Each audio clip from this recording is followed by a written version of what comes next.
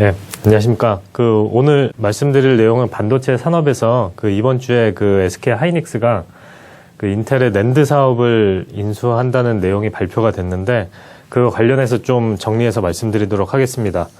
일단은, 이번에 발표된 내용을 보시면은 이제 대금 지급 방식이라든지 자산의 이전 방식, 이런 것들이, 상세하게 이제 언론에도 이미, 발표가 됐는데, 일단은 90억 불, 그러니까 우리나라 돈으로 10조 원에 인수하기로 결정이 됐고, 대금 지급 방식은 이제 21년 말에 1차적으로 70억 불, 그리고 25년 3월에 2차적으로 20억 불, 그리고 이 지급 스케줄에 맞춰서 자산도 이제 두 번에 걸쳐서 이전될 예정입니다. 그래서 1차 같은 경우에는 인텔의 중국 낸드 생산 시설하고, 그리고 SSD 사업 일체가 이제 이전이 되고, 그리고 25년도 3월에는 낸드 관련된 IP라든지, 그리고 R&D 운영 인력까지 이제 인수될 예정입니다. 그래서 이런 스케줄로 진행이 되는데, 그래서 결국에는 이제 SK 하이닉스 입장에서는 22년도부터 이제 실적에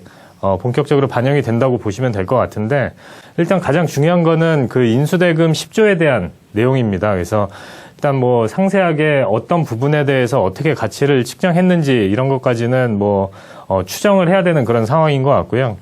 일단은 인텔의 중국 낸드 팹이 이제 가장 큰 부분을 차지할 텐데, 이거 같은 경우에는 생산 캐파가, 낸드의 생산 캐파가 월 캐파 기준으로 봤을 때 85K 수준이거든요. 그렇게 되면은 이거를 신규 투자를 했을 때 한 9조 원에서 10조 원 정도가 소요가 됩니다. 근데 인텔이 2016년 하반기부터 낸드 투자를 이쪽 중국 대련 팹에 이제 투자를 개시했고, 거기에다가 지금 현재 주력 제품이 이제 64단 3D 낸드라고 알려져 있거든요. 그래서 그거를 감안을 해서 보면은 지난 3년 동안의 그런 감가상각 비용이랑 지금 현재 주력 제품이 64단이라는 점을 감안을 해서 보면은 이 팹의 가치가 한 6조 원에서 7조 원 정도로 이제 좀 책정을 해볼 수가 있을 것 같고요. 그리고 이제 이번에 나머지 이제 10조 원에서 6조 원에서 7조 원을 뺀 나머지 3조에서 4조 원이 SSD 관련된 그런 IP라든지 개발 인력 이런 것들, 그러니까 SSD의 사업 가치로 책정된 게 아닌가 그렇게 좀 추정을 해볼 수가 있을 것 같습니다. 그래서 임플리케이션을 한번 좀 생각해 보면은, 일단은 인수대금 10조가 된다는 게, 10조에 달한다는 게 이제 좀 논란의 여지는 있다. 그렇게 좀 정리를 해볼 수가 있을 것 같은데, 일단은 인텔의 SSD 사업까지 인수를 하게 되면서 하이닉스가 그동안에 아킬레스건으로 작용했던 그런 기업용 SSD 시장에서 점유율이 이제 단숨에 2위로 올라서겠지만, 요게 이제 실제로 인텔의 이 사업부 있잖아요. 사업부의 실적, 이익률을 봤을 때, 실제로 이걸 가져왔을 때 하이닉스가 이익 창출 측면에서는 좀 불확실성이 있다라고 좀 판단을 할 수도 있기 때문에 이거에 대해서는 좀 논란의 여지가 있는 거고요. 그래서 결국에는 이쪽에 아킬레스건이 이제 해결이 된다는 부분은 긍정적이지만 이익 창출 측면에서는 좀 불확실성이 있다. 그렇기 때문에 이거에 대해서 2조가 됐든 3조가 됐든 이렇게 사업 가치를 책정한 거에 대해서 좀 논란의 여지는 있을 수 있다라고 보시면 될 것 같습니다. 그래서 인텔의 이번에 인수한 사업부 있잖아요. NSG 사업부인데, 이 사업부의 영업이익률이 2018년도에는 BEP였고,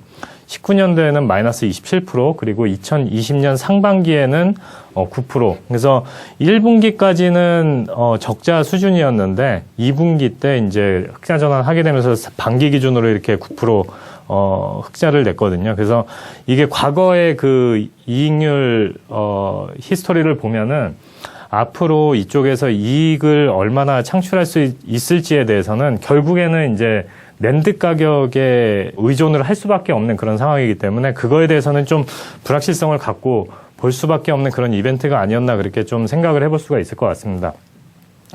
그리고 이제 D램 쪽의 투자 여력 축소가 이제 두 번째 포인트는 SK 하이닉스가 이번에 이제 인수대금에 이제 10조를 투입을 하게 되면은 기존에 예상했던 D램의 투자 여력이 크게 줄어들 수밖에 없다. 이게 결국에는 이제 D램 산업에는 이제 좀 긍정적으로 볼 수 있는 부분이잖아요. 그래서 하이닉스가 2019년, 20년, 그러니까 마이크론도 마찬가지고요.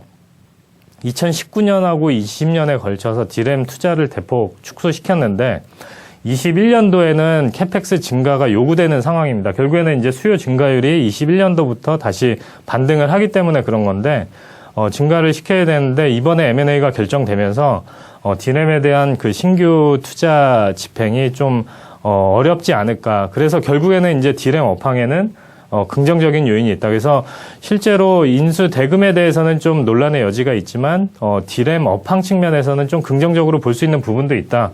그렇게 결론을 내릴 수가 있을 것 같습니다.